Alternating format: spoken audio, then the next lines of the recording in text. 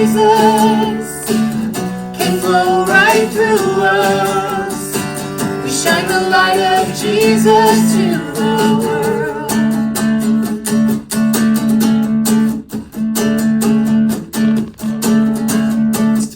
Like the city on a hill, we cannot be hid. Like a candle that is lit, we cannot be hid.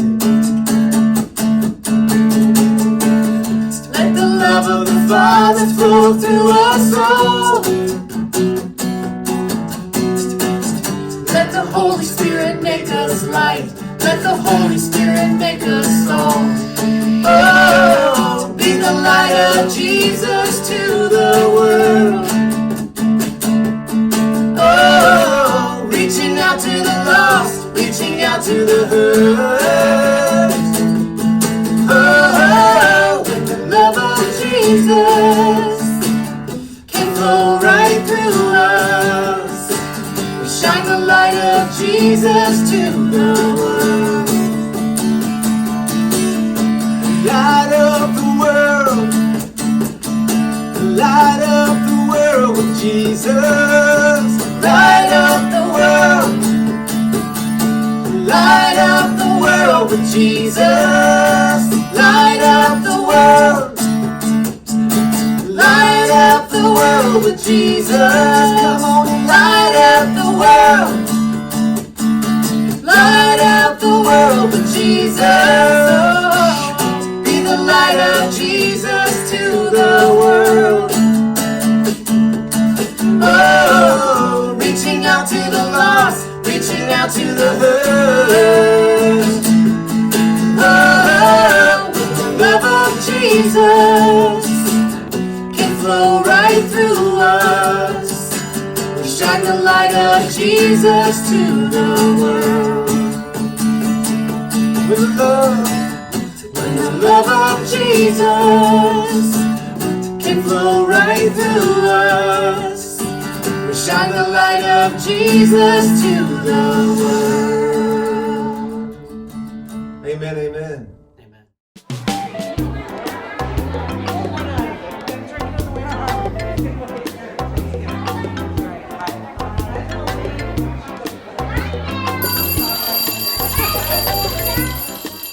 Hey Fitzy, wanna go play some kickball? Not really. Last time we played kickball, I got a bloody nose. Ooh, did Susan hit you in the nose with a kickball? No, I was running to first base, tripped over my shoelaces, and face planted into the dirt. Well, hey, let's go play anyway. Hey, do you guys think we should invite the new kid to play with us? Are you talking about the new kid over there that came to the school yesterday?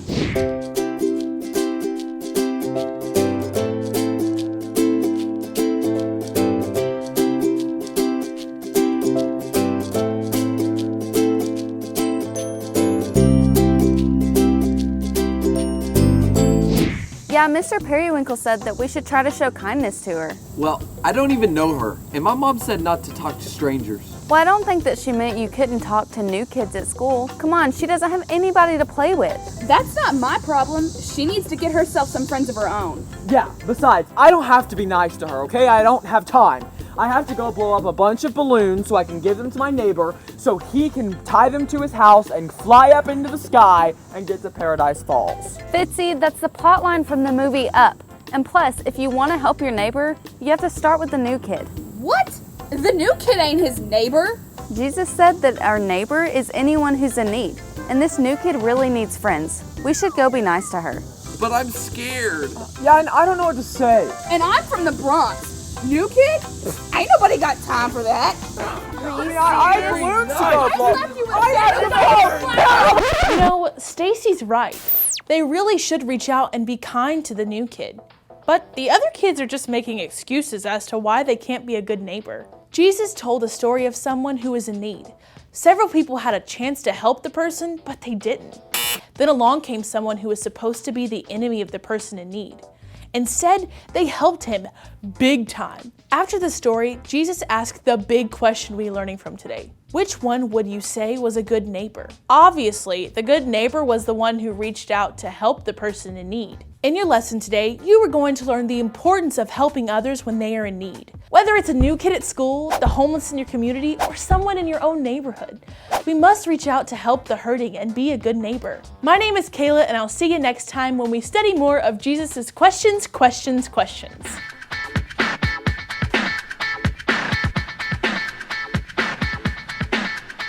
What's up?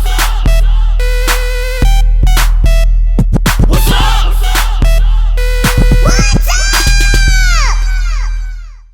Ah yeah, what's up everybody? It's me, the S-K-I to the double T-L-E-S, Skittles in the hizzy, and I'm ready to tell you what's up. Today, we are talking about being a good neighbor. So every time today that somebody asks you, what's up, you tell them, I will care for my neighbor and be a good friend. Being a good neighbor is more than just an insurance commercial. Like a good neighbor, Skittles is there. No, man, being a good neighbor means you treat other people right. Even if they ain't your favorite, you gotta treat them right just like God would treat them. So anytime that somebody asks you, what's up, you tell them, I will care for my neighbor and be a good friend. And that's what's up. I got a rainbow of flavor, and I'm living for my savior. Skittles out. Bang, bang, yeah. Today's Bible story is found in the book of Luke, chapter 10. It's a story Jesus told about a man who was traveling from a faraway city who suddenly was attacked by a group of thieves. The thieves took everything he had, and then they beat him up and left him lying half dead by the side of the road. As he lay there in pain and misery, he heard footsteps. Ah, someone is coming, he thought.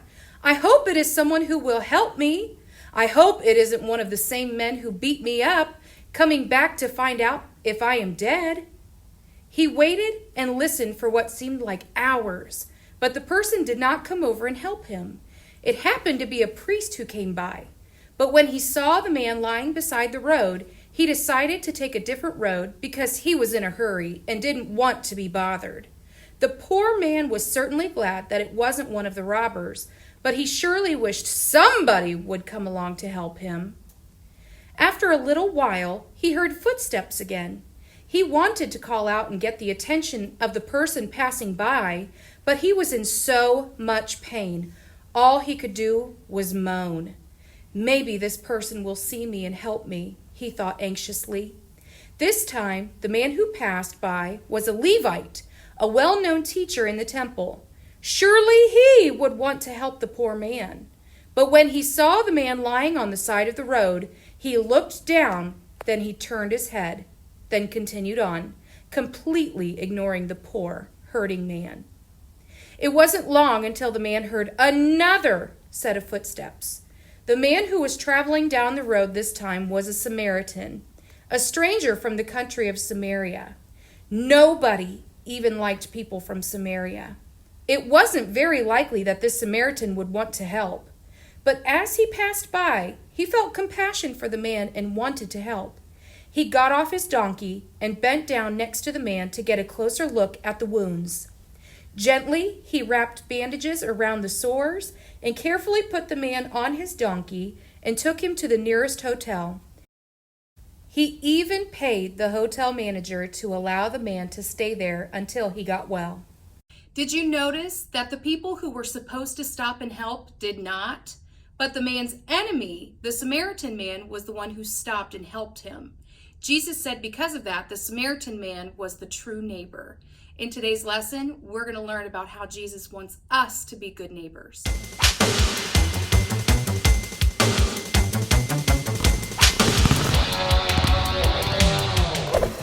Oh, hey kids, it's Coach.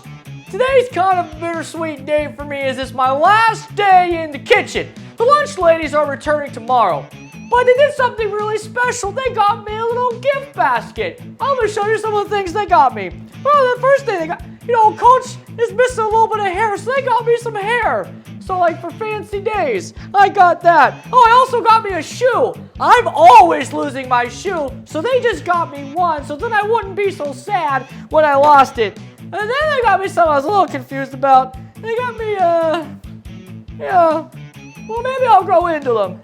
But anyways, Coach feels good. I feel excited. I feel loved. Let's do our power verse together, okay? Be kind to each other, tender-hearted, forgiving one another, just as God through Christ has forgiven you. Ephesians 4:32. Now today, Coach could really use some help doing the power verse. How about the girls' help? On the count of 3, all you girls stand up and we're going to say the power verse together. Ready? 1, 2, 3. Be kind to each other, tender-hearted, forgiving one another, just as God through Christ has forgiven you.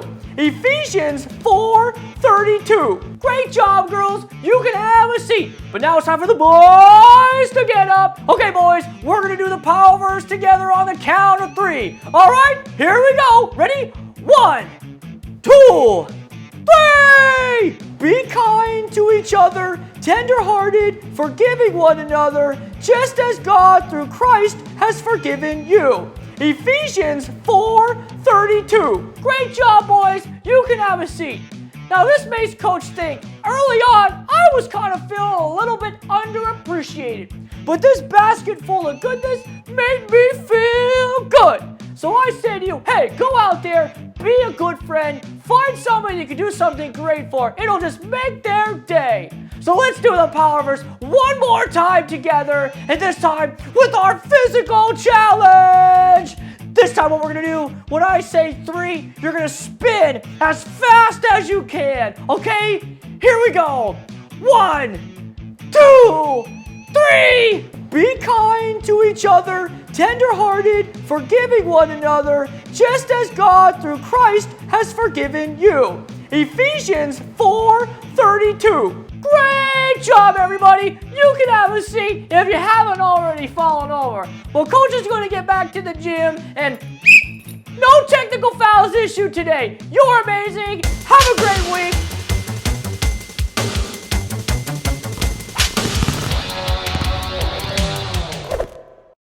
Today's power verse: be kind to each other, tender-hearted, forgiving one another, just as God through Christ has forgiven you.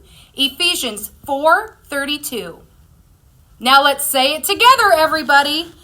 Be kind to each other, tender-hearted, forgiving one another, just as God through Christ has forgiven you. Ephesians 4:32. Great job. Boo! What's up? Okay, kids, let's say what's up. I will care for my neighbor and be a good friend. That was the lamest thing I've ever heard. Let's say it louder. What's up? I will care for my neighbor and be a good friend.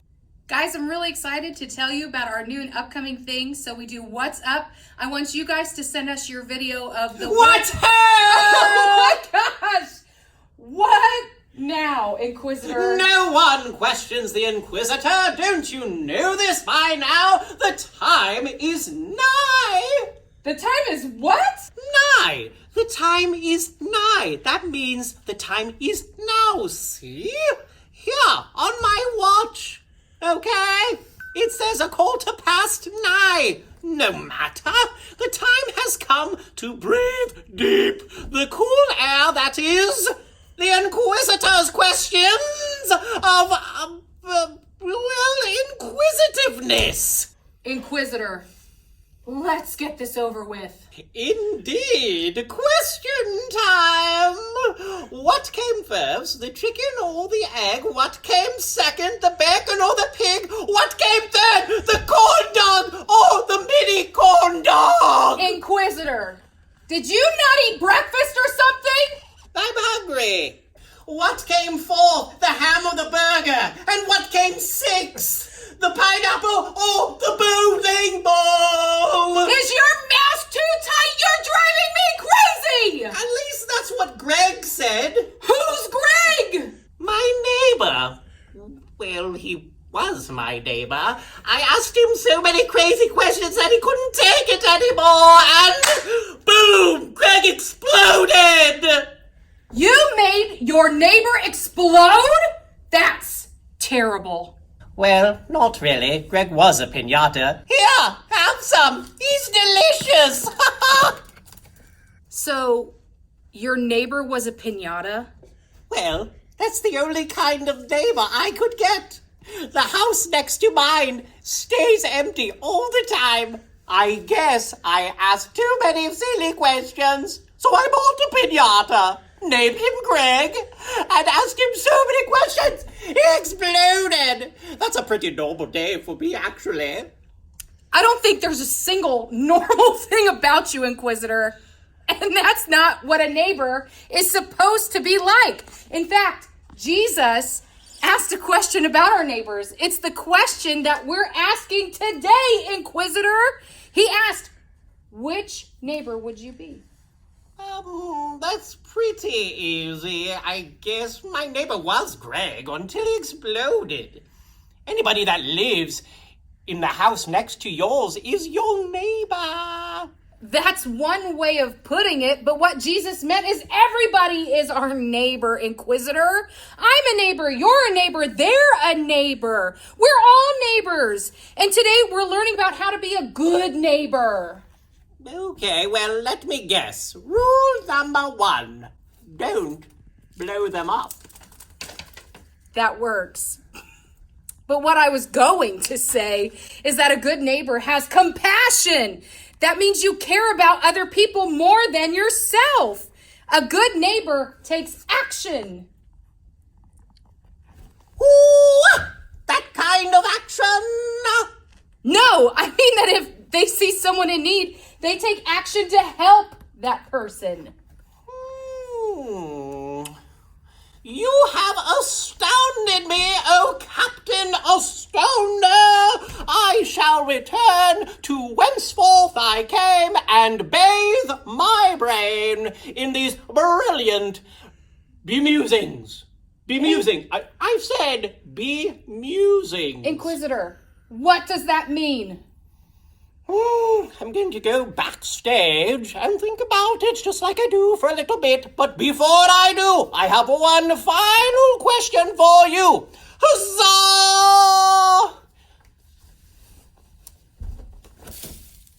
Are snakes just legless lizards, or did God make them by getting some Play-Doh and doing this? Say what? No one questions the Inquisitor! The Inquisitor. Hey guys, it's time for the offering. Run and grab your buddy barrels.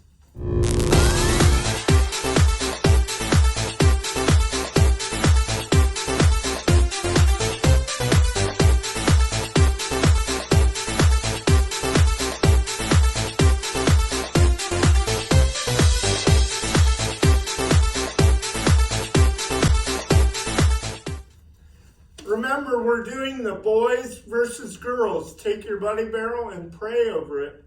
Let's pray that it reaches missionaries around the world and that it goes to help kids learn about Jesus. In Jesus' name, amen. What? Oh, hello there.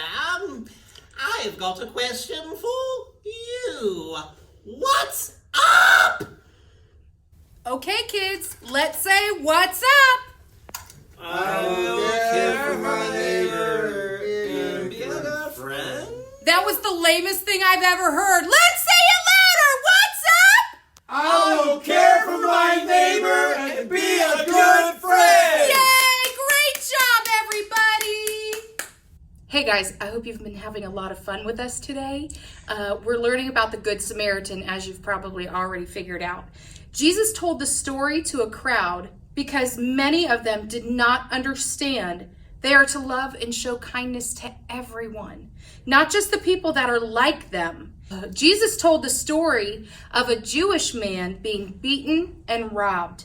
Several other Jews, including a Levite and a priest, passed right by the man and didn't even stop to help him. Do you remember who did stop to help? I can't hear you. That's right. The Samaritan stopped to help the Jewish man, even though Jews were known for hating Samaritans. Nobody would have blamed the Samaritan for passing by him, but that's not what happened. The Good Samaritan was the only one who stopped to take care of somebody.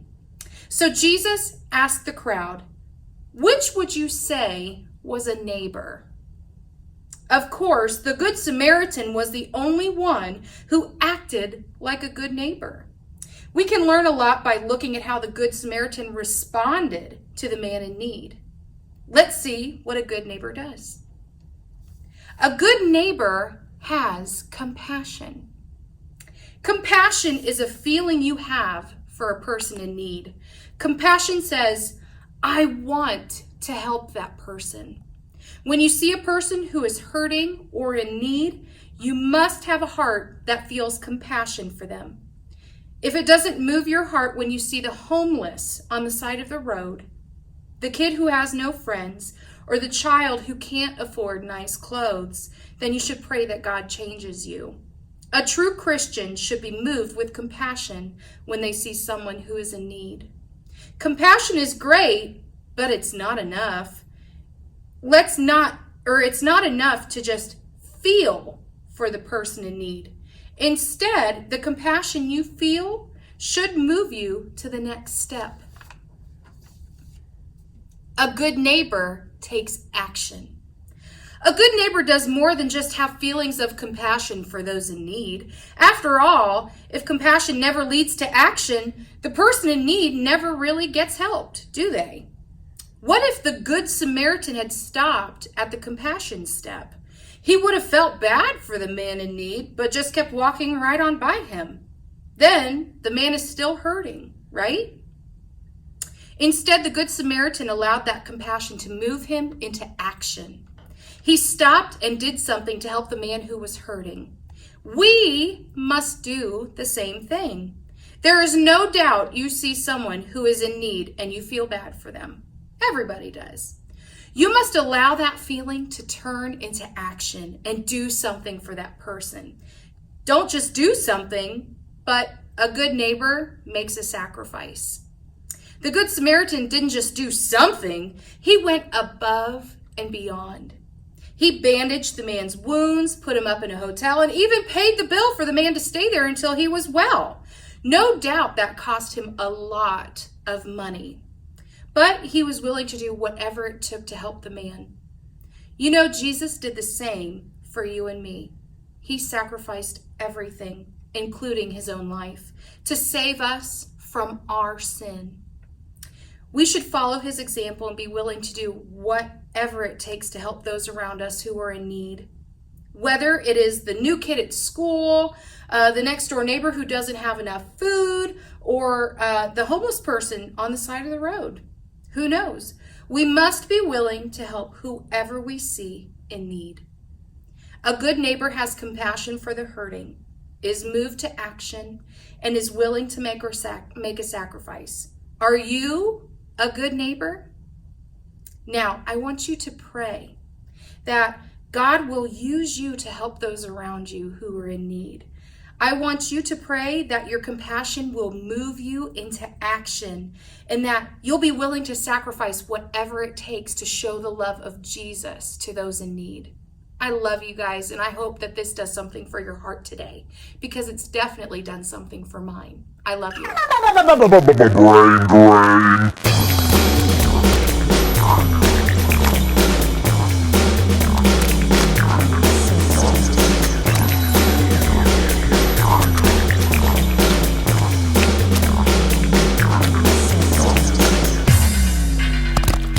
Hey kids, now it's time for the brain drain.